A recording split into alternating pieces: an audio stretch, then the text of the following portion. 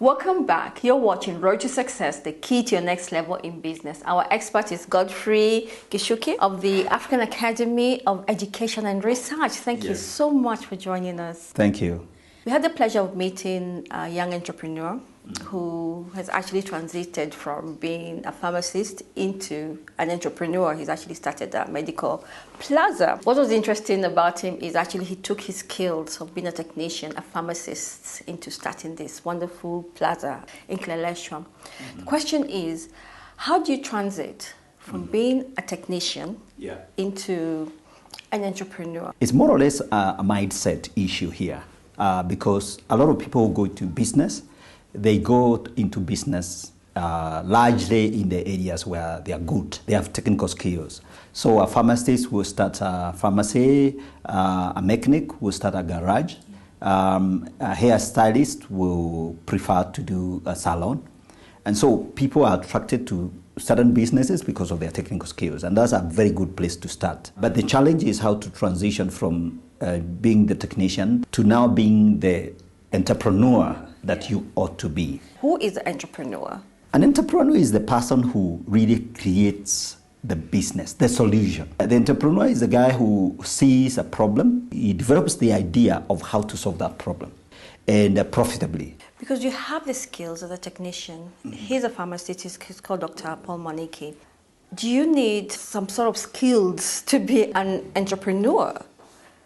Yes, of course. Entrepreneurial skills are important. I thought you're naturally born as an entrepreneur. Everybody is born. There is always an entrepreneur in all of us. We all have a desire to create. And actually, some of us lose it along the way. We give up. Our problem-solving abilities get crowded by problems and challenges. But we all have some level of creativity which we can harness to solve society's problems. That's why sometimes entrepreneurs shock the world, because somebody comes from nowhere, so to speak, and creates such a solution that serves the society so well, and everybody praises them, and says what a wonderful person this person is. We all can do that. What we are saying, a lot of people who are out there in business are operating at the technical level. They just fix the car, they just do the hair, they do the cakes, especially cakes. People love their work. They really would die. They work day and night, the cakes. They dream cakes, they do cakes. But then for you to build a real business around that cake business, you need more than the love for the cake. You need to understand how to build a business. That's the entrepreneurial skills that are required. You mentioned that there were very many technicians. Yes. So how do we then transit? What is the process? You need the technical skills, or at least you need to know what's going on in the business. So you need the technical skills. And then, of course, you need the management skills, and then you need the entrepreneurial skills. So a lot of people start off 70% technician, a little bit of management, about 20%, and a little bit of the entrepreneur bit, about 10%.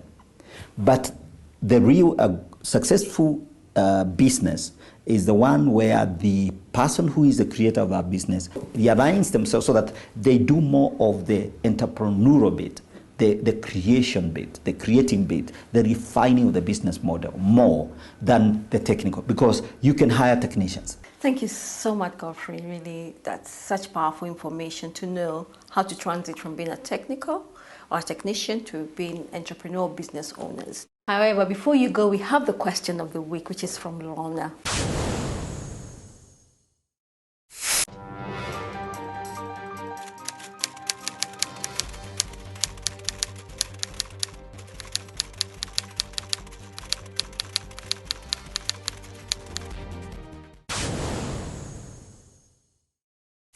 Interesting question. Venture capitalists or NGO funding?